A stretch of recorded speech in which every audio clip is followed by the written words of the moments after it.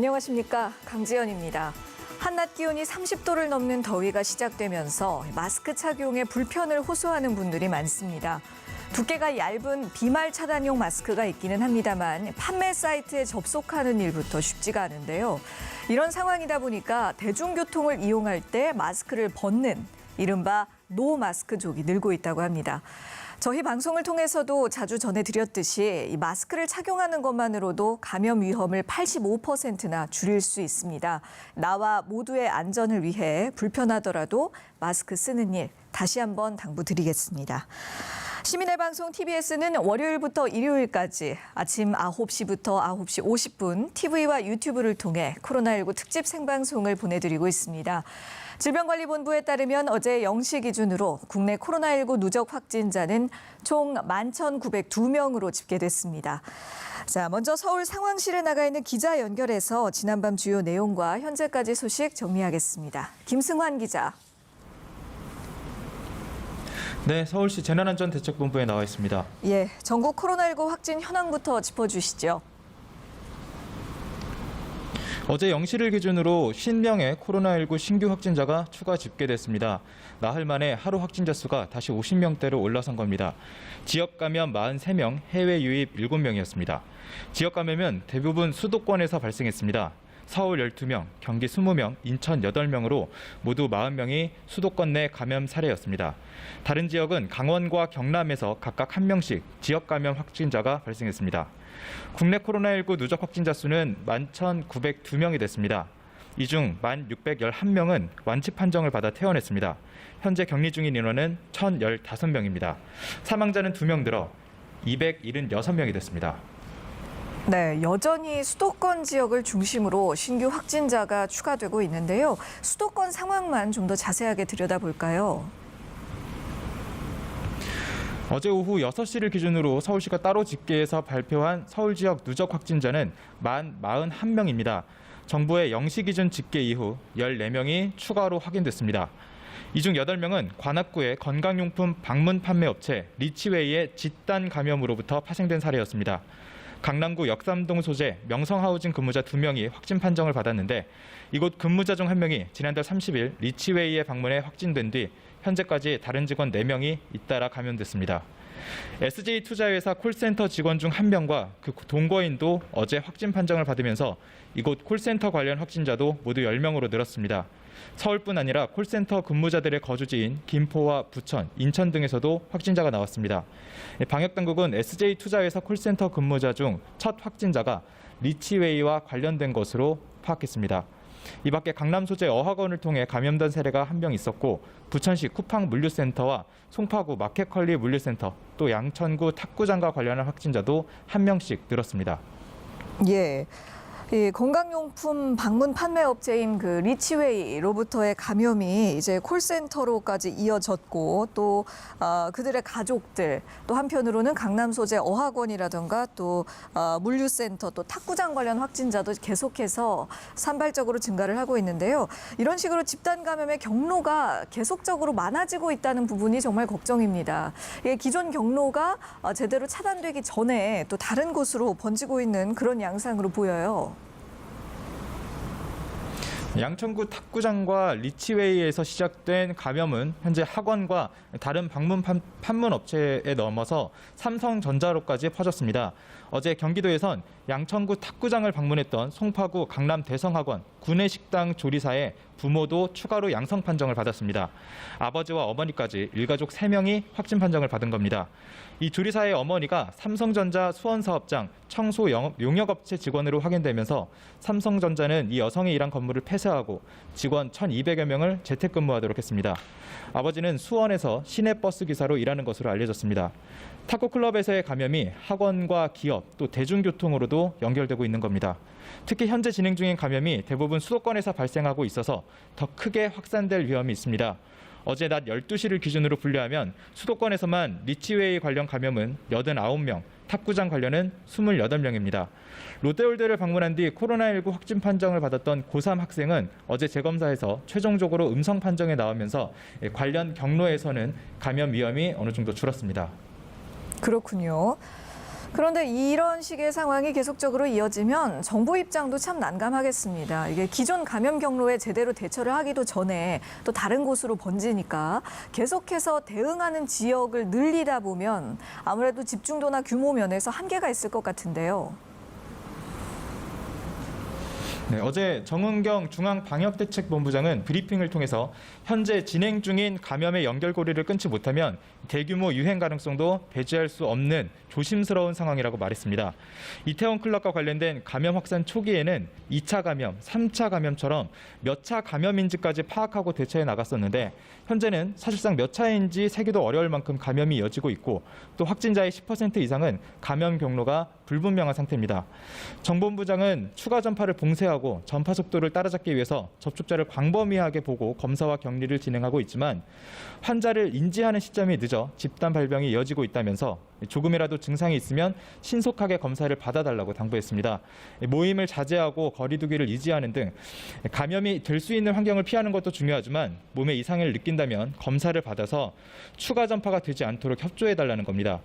그러면서 백신이 도입되기 전까지 코로나19를 단기간에 종식시키기는 어렵다고 말했는데요.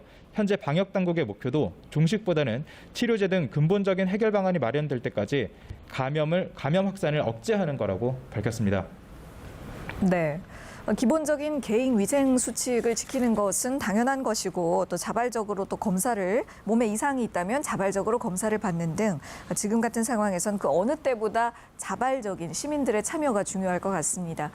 자, 마지막으로 교육 관련 소식도 확인해 보겠습니다. 코로나로 피해를 본 고3 학생들의 입시 요강을 변경하려는 계획들의 윤곽이 나오고 있죠.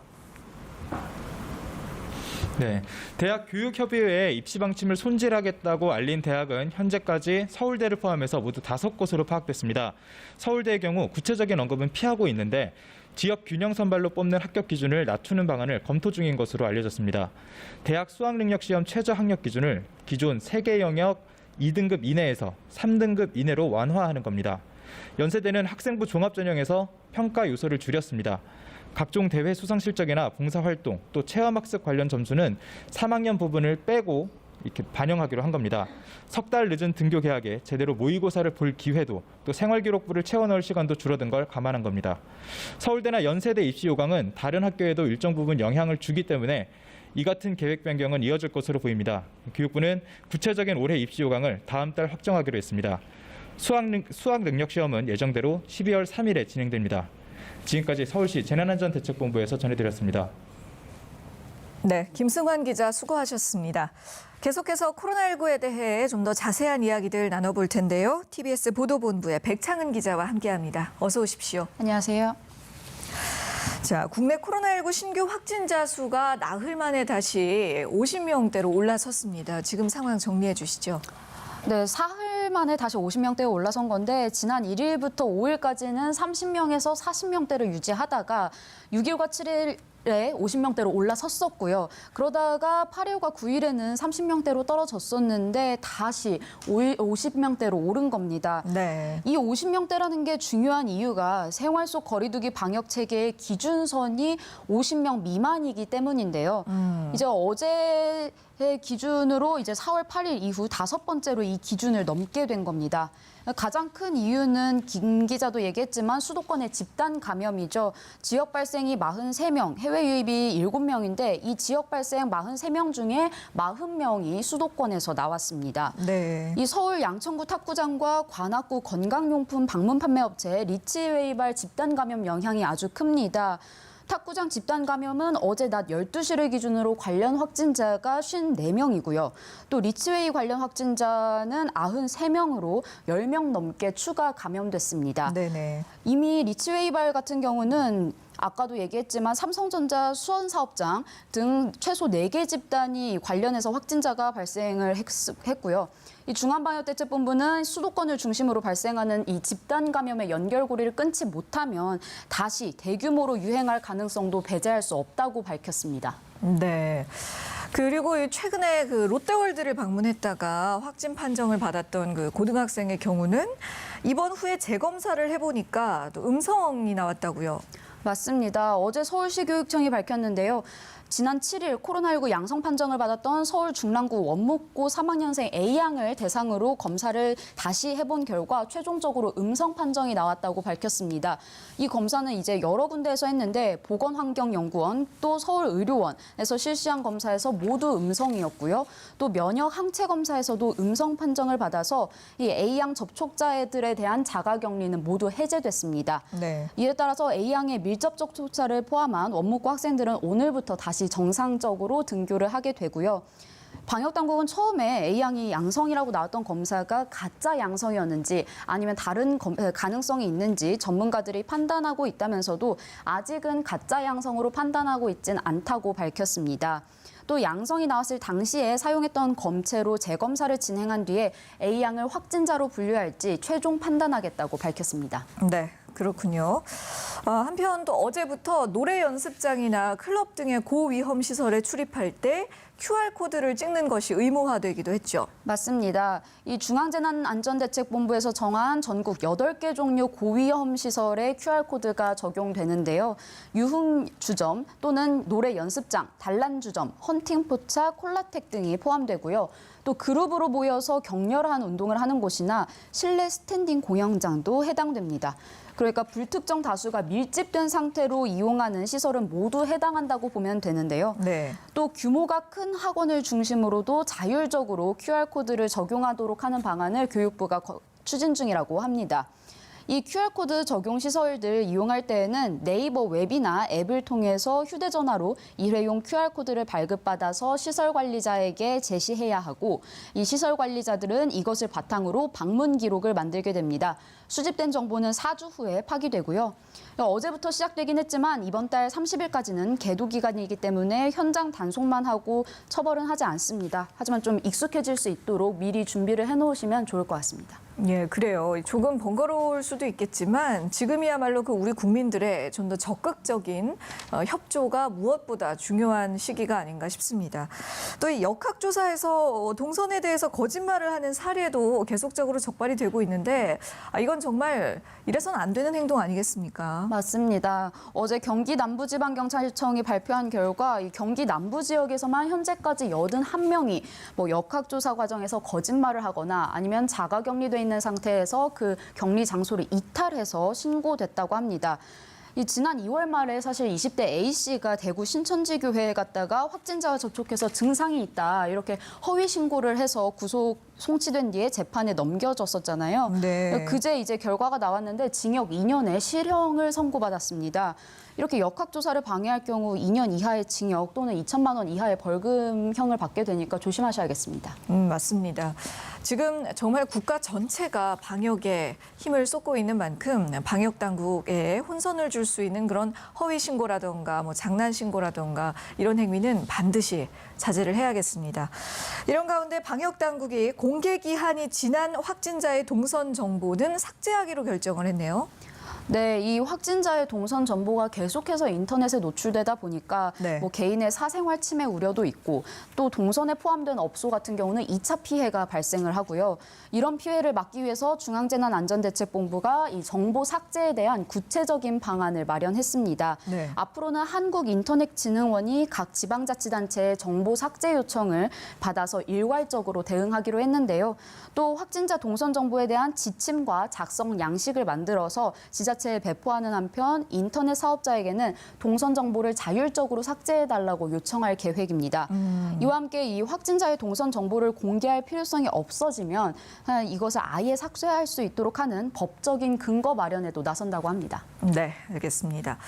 자, 그런가 하면 요즘 좀 때이른 여름 더위가 이어지고 있는데요. 정부가 전국의 선별진료소에 냉방기를 설치하기로 했다면서요?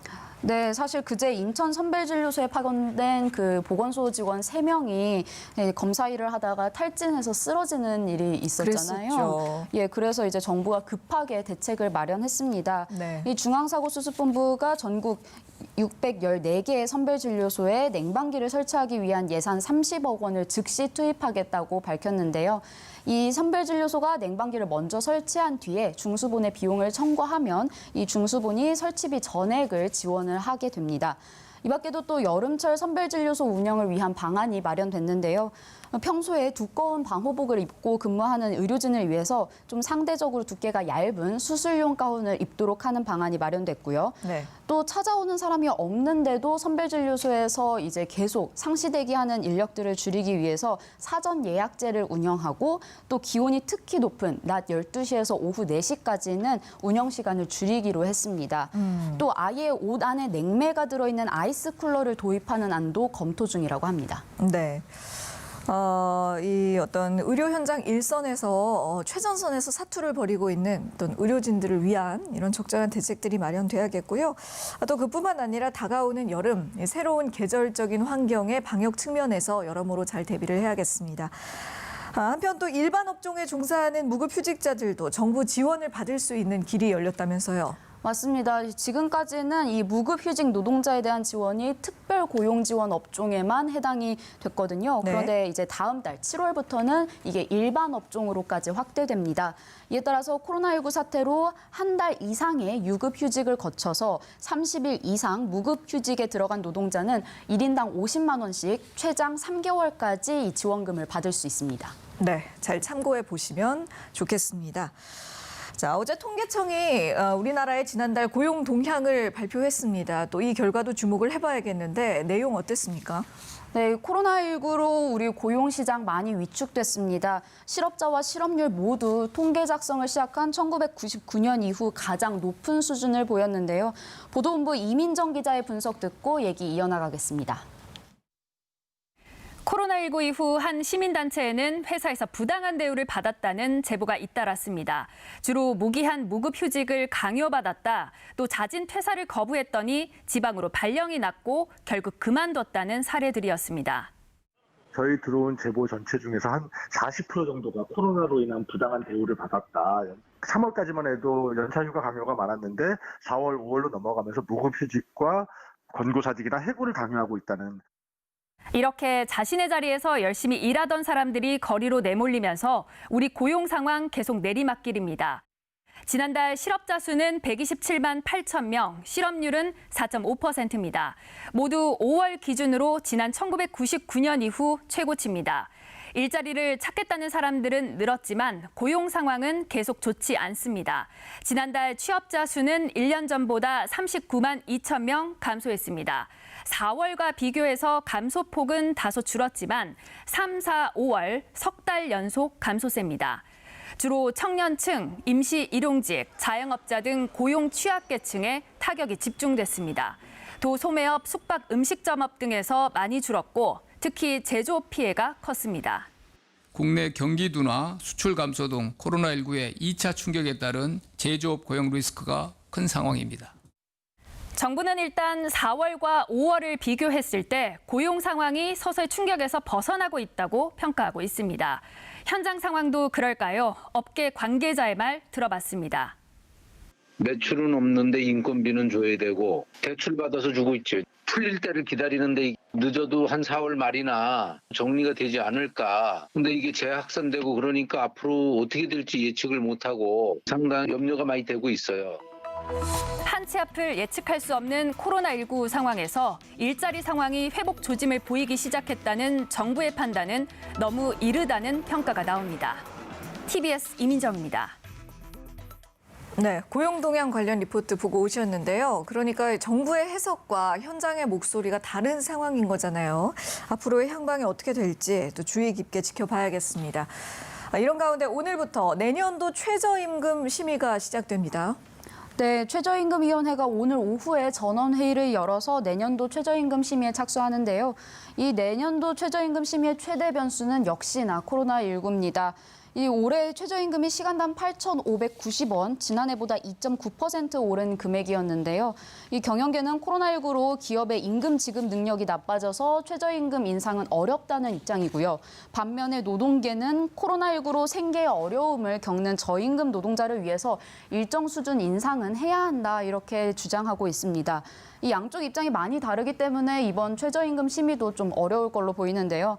이 최저임금 최종 고시기한이 8월 5일까지이기 때문에 늦어도 다음 달 중순까지는 심의를 마쳐야 하는 상황입니다. 네, 그렇군요. 계속해서 경제 관련 이야기 좀 더 해보겠는데요. 경제협력개발기구 OECD가 우리나라의 경제 성장률 전망치를 하향 조정했다는 소식이 있습니다. 네, OECD가 이 코로나19의 영향으로 한국의 올해 경제 성장률 전망치를 2%에서 마이너스 1.2%로 3.2% 낮췄습니다. 네. 또 만약에 올해 4분기에 세계적으로 코로나19가 2차로 확산을 하게 되면 이 글로벌 경기 침체가 한국 수출에 영향을 많이 미쳐서 국내 성장률이 마이너스 2.5%로 더 떨어질 걸로도 내다봤는데요. 다만 이 국내 성장률이 OECD 회원국 37곳 중에 성장률 조정폭과 절대 수준을 봤을 때는 가장 양호한 수준입니다. OECD는 올해 세계 경제 성장률의 경우에는 마이너스 6%가 될 걸로 예상했습니다. 네. 그러니까 비단이 우리나라뿐만 아니라 전 세계적으로 봤을 때 코로나19의 여파로 경제가 매우 좋지가 않은 상황입니다. 미국의 경우도 제로 금리를 유지하기로 했죠. 네, 오늘 새벽 미국 연방준비제도가 기준금리를 현재 수준인 0에서 0.25%에서 동결하기로 했다고 밝혔습니다. 이 코로나19로 인한 공공보건 위기가 경제 활동과 고용, 또 물가를 강하게 압박하고 있고 이 현재 미국의 경제 회복 속도가 매우 불확실하다는 게 그 이유였는데요.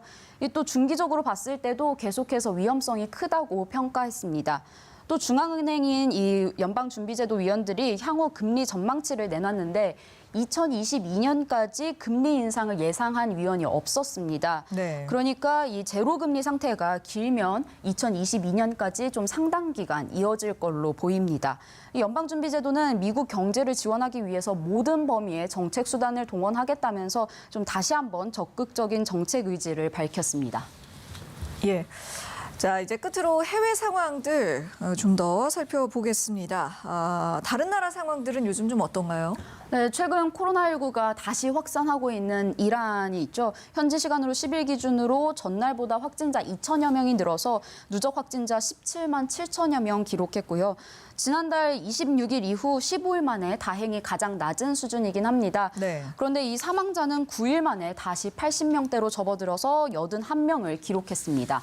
인도네시아는 이틀 연속 신규 확진자 최고치를 경신했는데요. 어제 1,240명이 새로 확진 판정을 받았습니다.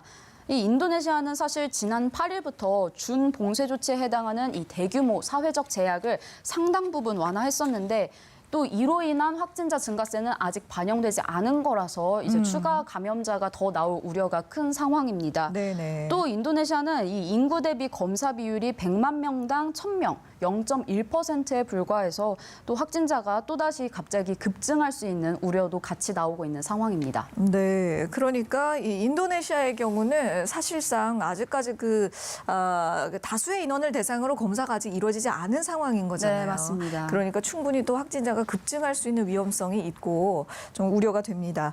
그런가 하면 유럽연합은 중국과 러시아가 이 코로나19와 관련된 허위 정보를 유포하고 있다라는 지적을 했다고요? 맞습니다. 이제 예로 든 게 중국 관영 매체가 보도한 내용을 예로 들면서 중국이 세계에 시간을 벌어주기 위해서 희생했다 이렇게 관영 매체가 보도를 했었는데 네. 그걸 예로 들면서 이 중국과 러시아가 이런 코로나19 상황에서 이미지 향상을 위해서 전 세계적으로 허위 정보를 유포했다고 주장했습니다. 또 이외에도 손을 씻는 건 도움이 되지 않는다고 하거나 아니면 코로나19는 고령자에게만 위험하다고 하는 등 그런 잘못된 건강 정보가 퍼져서 코로나19 대응에 영향을 미쳤다고 지적했습니다. 네. 이런 어떤 전 세계적인 비상 재난 사태일수록 어떤 확실한 정보, 또 믿을 수 있는 그런 팩트들에 주목을 하는 자세가 필요하겠죠. 지금까지 TBS 보도본부 백창은 기자와 이야기 나눴습니다. 수고하셨습니다. 지금 여러분께서는 코로나19 특집 생방송 TBS와 함께하고 계십니다.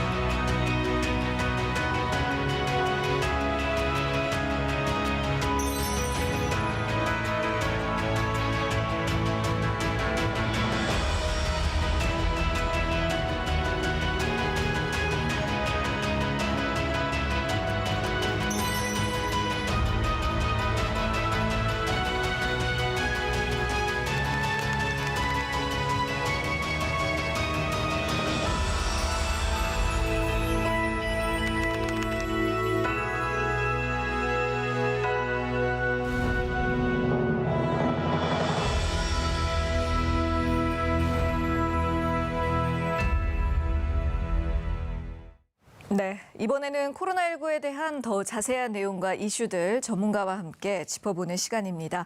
먼저 설대우 중앙대 약학대학 교수 모셨습니다. 안녕하십니까? 네, 안녕하세요. 그리고 강양구 과학전문기자도 함께해 주십니다. 어서 오세요. 네, 안녕하십니까? 예, 이 수도권에서의 N차 감염이 빠르게 확산되고 있습니다. 정은경 본부장은 이 감염 고리를 못 끊으면 대규모 유행이 올 수도 있다라고 언급을 했는데요. 그렇다면 이 감염의 고리를 끊어낼 수 있는 방법, 가장 중요한 열쇠는 무엇이라고 보세요?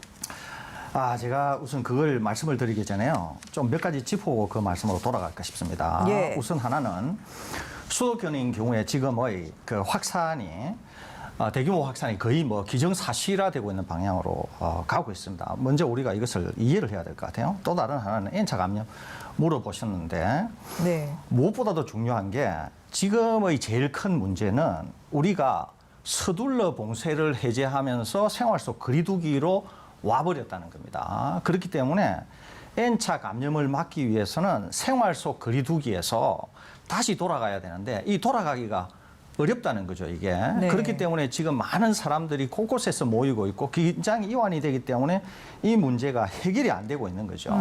제 개인적으로는 앞으로 8월 말까지 지금의 상황을 거의 제로 수준으로 환자 발생 양상을 국내 발생해서 거의 제로 수준으로 떨어뜨리지 못하게 될 경우에 제 개인적으로는 네. K 방역이 사망 선고를 받을 거다 이런 생각을 갖고 있습니다. 사망 선고가 거의 임박했다 이렇게 보고 있습니다. 또 다른 하나는 지금의 우리 상황과 지금의 단계적인 조치가 전혀 맞지 않는 게 여러 가지가 있어요. 하나는 심각 단계인데도 등교 개학이 지속되고 있다고 하는 점. 또 두 번째는 방역과 경제는 절대로 양립할 수가 없음에도 불구하고 네. 이거를 억지로 양립시키려고 해서 생긴 문제. 그러니까 서둘러 봉쇄 해제를 해서 위험을 초래했다고 하는 거죠.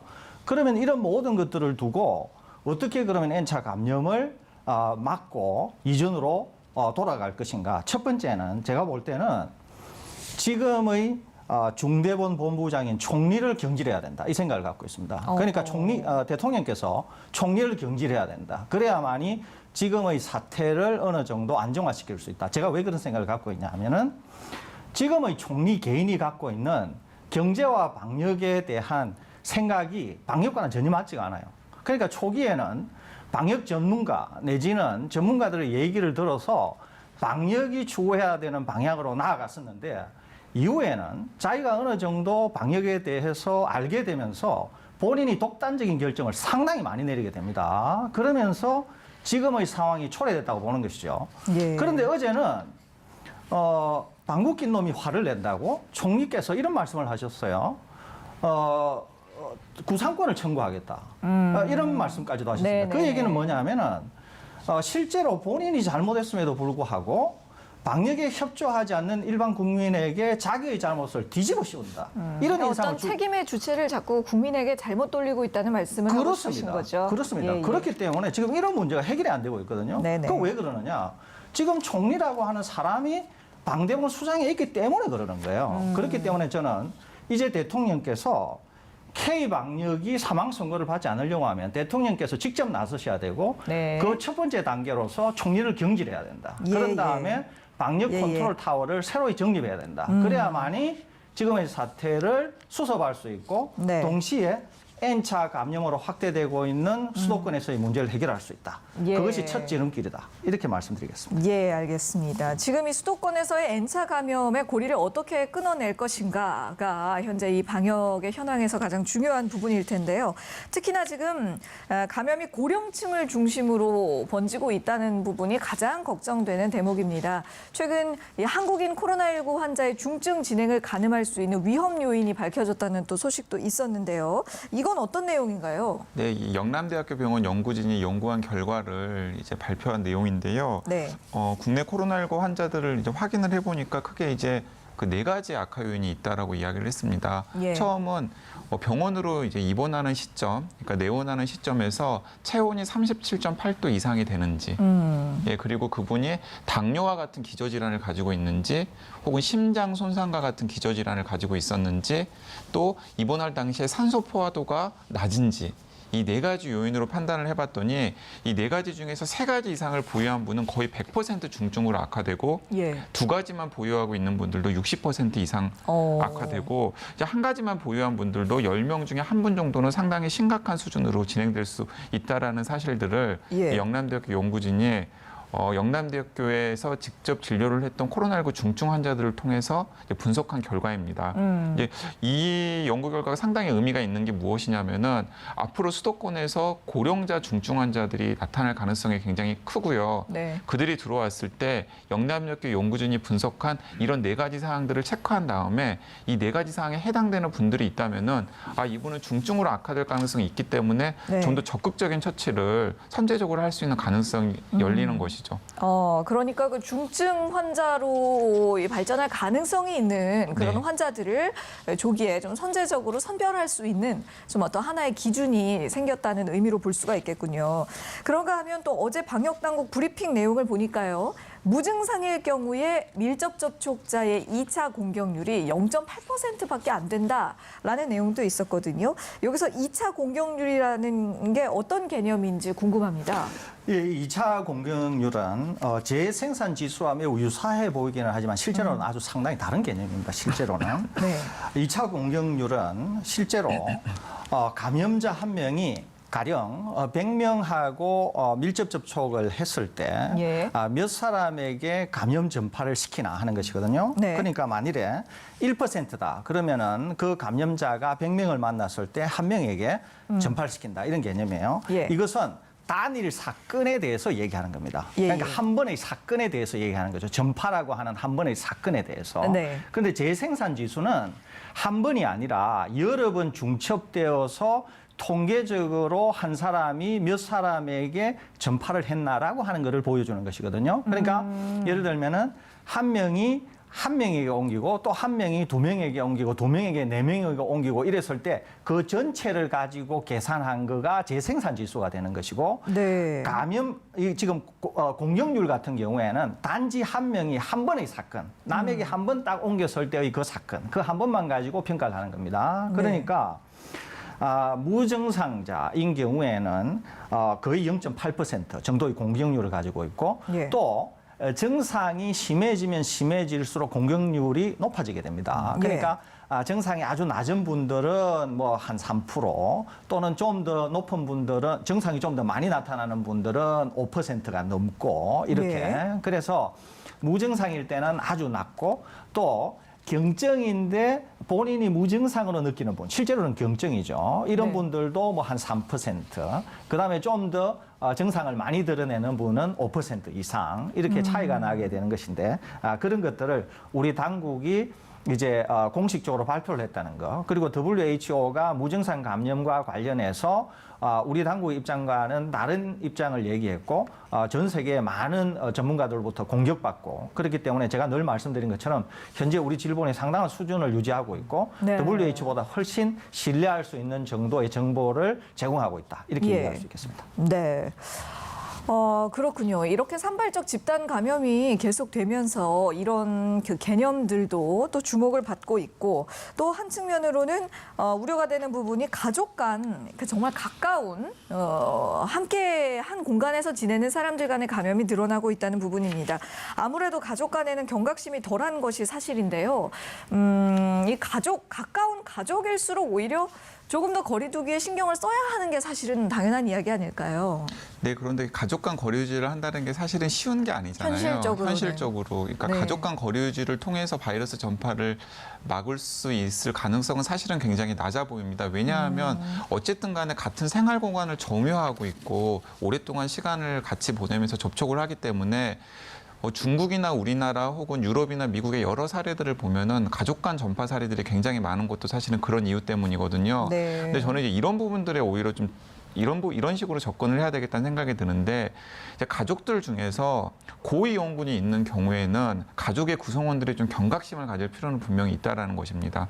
예를 들어서 가족들 중에서 65세 이상의 고령자가 계신다라는 경우나 그리고 아까 제가 설명을 드렸습니다마는 뭐 심장 질환이 가지고 계셨던 분이 있거나 혹은 당뇨가 가지고 있었던 분이 있거나 이런 분들 같은 경우에는 예. 혹시 나로 인해서 코로나19 바이러스가 그분들에게 전파가 되면 그분들이 굉장히 중증으로 발전될 가능성이 있기 때문에 네. 만약에 가족들 중에서 그런 분이 있다면 자신은 젊고 그리고 활동력이 왕성한 사람이라고 하더라도 감염에 취약한 곳들을 가능하면 피해주는 게 필요한 거죠. 예, 자기는 가볍게 앓고 지나갈 수 있지만 자신을 통해서 그 가족 중에 있는 고위험군에게 전파가 되면 예. 그분들이 중증으로 이어질 가능성이 있기 때문에 이제 그 대목에 좀 각별하게 신경을 써야 되겠다는 생각이 듭니다. 네, 알겠습니다. 자, 또 다른 사례를 살펴보도록 하죠. 얼마 전에 롯데월드를 다녀갔었던 고3 학생의 경우에 최종적으로 음성 판정을 받았습니다.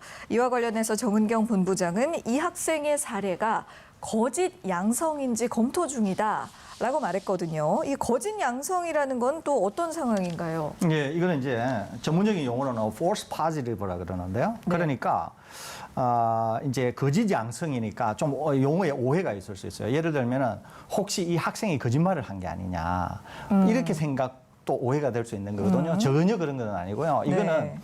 검사상에서 일어나는 아주 전문적인 용어입니다. 예. 어떤 거냐 하면은 전혀 감염이 되어 있지 않는 사람인데 검사에서 에러가 발생해서 네. 양성인 것으로 표현이 될 때 이때를 거짓 양성이라고 해요. 네. 그러니까 실제로 그 사람은 음성이에요. 예. 실제로 그 사람은 전혀 감염되지도 않고 음성인데 예. 검사상의 오류 때문에 마치 양성인 것처럼 드러나는 것, 이것을 거짓 양성이라 그러거든요. 네. 그러니까 실제로 지금 이제 방역 당국이 좀 더 이 데이터를 꼼꼼하게 들여다보겠다 그러는데 실제로 나온 결과를 보게 되면은 주위 사람들 중에 한 명도 전파된 상황이 없고 가족들 중에서도 없고 본인도 계속 양성 음성으로 오가면서 음성으로 나온 것이 훨씬 많고 한 차례 정도에서 양성이 나왔고 그렇기 때문에 아무래도 검사상에서의 에러에 의해서 실제로 이 학생은 감염되거나 바이러스가 없었는데 네네. 결과가 양성으로 나온 것으로 생각이 됩니다. 이런 경우에 거짓 양성 또는 위양성 또는 false positive 이렇게 얘기하는데 아무래도 이 학생은 감염이 안 됐는데 네. 검사상의 에러에 의해서 양성이 나온 게 아닌가 이렇게 판단이 됩니다. 예, 그럼 뭐 아직까지는 특정한 원인을 알기는 어려운 것이고 그냥 그 검사상에서의 어떤 흔치 않은 오류의 사례가 발생한 것이다 이렇게 해석을 해야 될까요? 그렇게 할 수도 있고요. 또는 검사에서 시료를 채취하거나 시료를 준비하는 과정에서 이미 다른 사람의 시료에 있던 것이 공기 중으로 떠 있다가 그것이 오염되어서도 이 거짓 양성이 나타날 수도 있는 것이거든요. 그렇군요. 그렇기 때문에 모든 종합적인 상황을 좀 더 면밀히 분석한 다음에 최종 결과를 아마 당국이 발표하지 않을까 이렇게 생각이 됩니다. 예, 그래서 이 학생이 원래 양성 판정을 받았었던 그 1차 검사 때의 검체를 가지고 뭐 다시 한번 재검사를 해본다고 하니까요. 그 결과를 지켜보시면 되겠습니다. 자, 계속해서 부천 물류센터 쪽 사례도 이야기를 해보겠습니다. 부천 물류센터 측의 미온적인 대응 때문에 감염 확산이 더 커졌다. 뭐 이런 비판들이 많습니다. 관련해서 사측의 사과와 책임을 묻는 목소리도 함께 높아지고 있는데요. 관련된 국민청원까지 등장했다고 해요. 네, 그렇습니다. 이제 아마 피해자의 가족인 것 같은데요. 그러니까 확진 환자의 가족인 것 같은데 이 쿠팡이 물류센터에서 감염 사실이 확인된 것을 알고서도 초기 대응을 제대로 하지 못했기 때문에 더 많은 확산이 생겼다라는 취지에서 이제 국민청원까지 한 사례인데요. 네. 실제로 이제 방역 당국이 조사를 해보니까 이제 쿠팡 측에서 초기에 확진 환자가 발생을 했는데도 불구하고 이제 대응을 소극적으로 한 여러 가지 정황들이 있고요. 네. 그리고 이제 그것과 덧붙여가지고 물류센터의 노동 조건이나 노동 환경의 방역에 굉장히 취약하다는 여러 가지 사실들이 드러나고 있기 때문에 네네. 이런 국민청원까지 등장한 것인데 일단은 그 사측에서 좀 경각심을 가질 필요가 당연히 있겠죠. 왜냐하면은 이런 쿠팡발 물류센터의 사례에서 확인할 수 있듯이 직장 내에서 집단 감염이 생기면 직장도 일정 기간 동안 폐쇄될 뿐만 아니라 그 여파가 직장을 넘어서 지역 사회로 급격하게 번질 수 있다라는 사실이 이번에 드러났기 때문에 맞습니다. 네, 좀 반면교사의 사례로 삼아야 되겠다는 생각이 들고요. 이와 덧붙여 가지고 제가 말씀을 드리면은 제가 화요일 날도 말씀을 드렸습니다만은 지금 수도권 전체의 바이러스 밀도가 굉장히 높아진 상태이기 때문에 과거에는 위험하지 않은 것처럼 보였던 혹은 경각심을 덜 가져야 될 것처럼 보였던 노동 환경도 언제든지 바이러스에 감염될 가능성이 있거든요. 예를 들자면은 지금 수도권 곳곳에서는 이제 과거에 사회적 거리두기 할 때 재택근무했던 회사들이 대부분 다 생활 속 거리두기를 전환하면서 지금 오프라인 근무를 하고 있는데요. 오프라인 근무를 하면은 사무실 안에서 확진 환자가 발생을 하면 제가 사무실 내에서 마스크를 착용을 하고 일을 하는 사무실은 거의 보지를 못했거든요. 네, 그러면은 뭐 비말 전파라든지 혹은 매개체를 통한 전파 등등을 통해서 어떤 사무실이라도 집단 감염이 소규모 혹은 대규모로 일어날 수 있는 가능성이 있다라고 생각을 해야 됩니다. 그렇다면은 사업주 입장에서는 어떤 식으로 관리를 해야 되냐면 일상적인 사무실 방역 관리를 철저하게 할 뿐만 아니라 그 항상 생활 속 거리두기를 전환하면서 방역 당국이 강조했던 것 있잖아요. 그러니까 직원들에게 증상이 조금이라도 있다면은 굉장히 당당하게 저 증상이 있기 때문에 사무실 오늘 못 나갈 것 같습니다. 혹은 재택근무를 하겠습니다라는 것들을 오히려 권장을 해야 되는 거예요. 이제 그런 조치가 있어야 자기 사업장이라든가 혹은 그 사업장에서 일하는 직원들을 지킬 수 있는 것이지 그렇지 않으면은 또 예상치 못한 수도권 곳곳에 있는 사무실에서 집단 감염 사례가 나타날 수도 있기 때문에 그런 부분들을 좀 주의해야 될 것 같습니다. 지금 강양구 기자께서도 회사나 어떤 사업장에서 지켜야 할 방역 수칙들 간단하게 몇 가지 짚어주셨는데요. 교수님께서도 말씀 더 덧붙여 주시죠.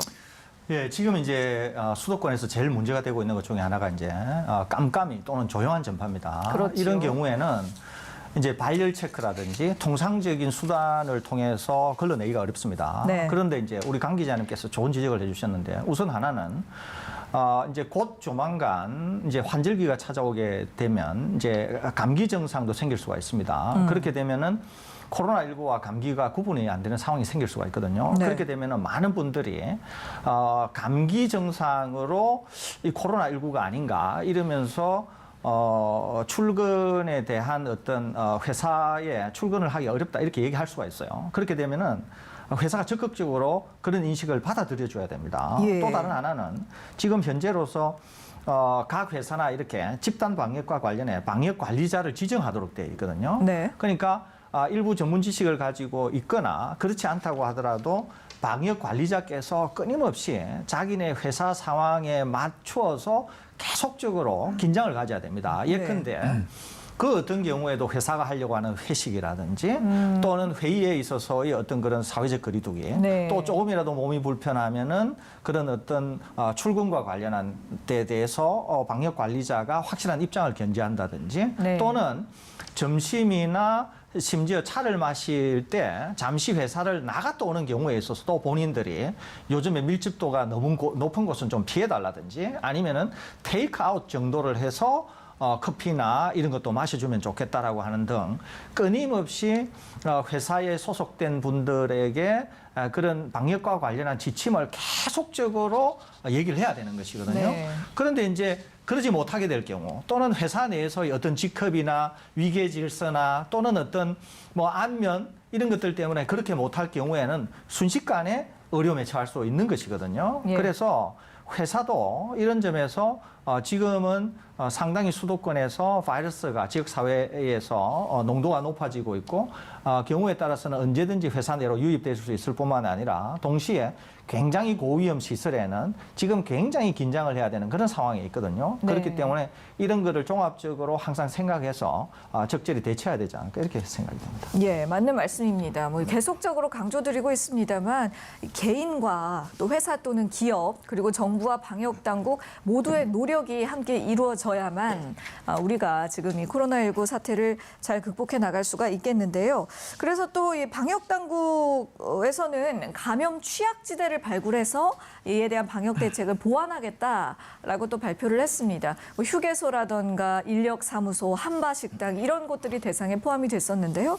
구체적으로 어떤 부분들이 보완돼야 한다고 보시는지요?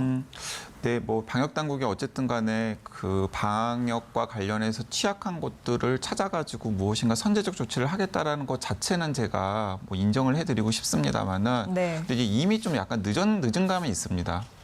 왜냐하면은 지금 수도권에서 지난 한 달 동안 집단 감염이 발생한 양상을 보면 기존의 방역 당국이 전혀 예상치 못했던 곳에서 지금 뻥뻥뻥 터지고 있는 상황이거든요. 예. 그렇기 때문에 진짜 이 고속도로 휴게소나 인력사무소나 한바식당 같은 곳이 진짜 위험한 곳인지 혹은 또 다른 위험한 곳이 어딘가에서 또 있는지를 확인할 수 있는 방법이 없는 상황입니다. 네네. 예, 그래서 제가 오히려 제안을 드려본다면은 지금은 수도권 방역이 어느 정도 실패했다라는 것을 방역 당국이 인정을 하고 좀 피해를 최소화하는 여러 가지 선제적 조치들이 오히려 필요하지 않는가 싶어요. 예. 예, 제가 이제 두 군데를 말씀을 드리고 싶은데 제가 몇 차례 강조를 드렸습니다만은 어쨌든 코로나19에 감염이 되면 가장 위험한 분들은 65세 이상의 고령 환자들이거든요. 네. 그러니까 80대 이상은 4분 중에 1분이 사망을 하시니까 그건 엄청나게 이제 위험한 일이거든요. 네. 근데 그런 분들이 집중적으로 모여 있는 곳이 요양원이나 요양병원 같은 노인 요양시설입니다. 근데 이제 노인 요양시설 같은 경우에 생활 속 거리두기로 전환한 다음에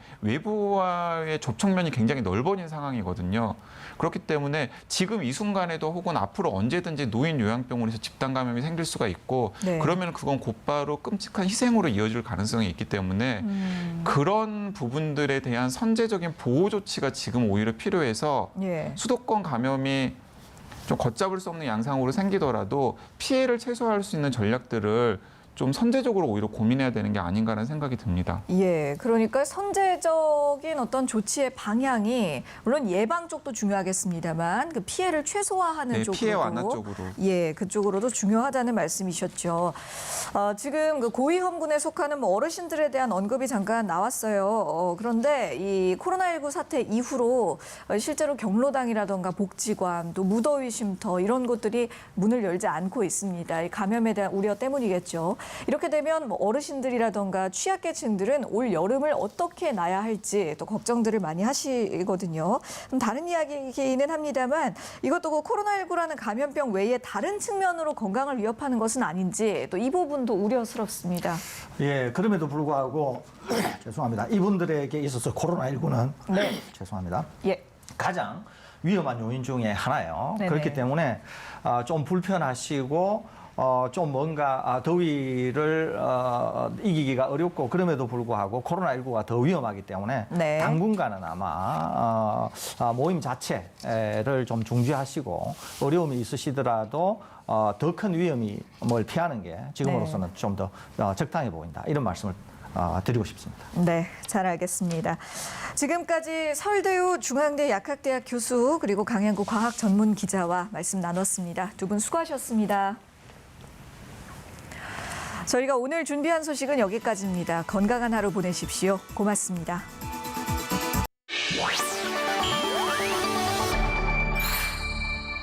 TBS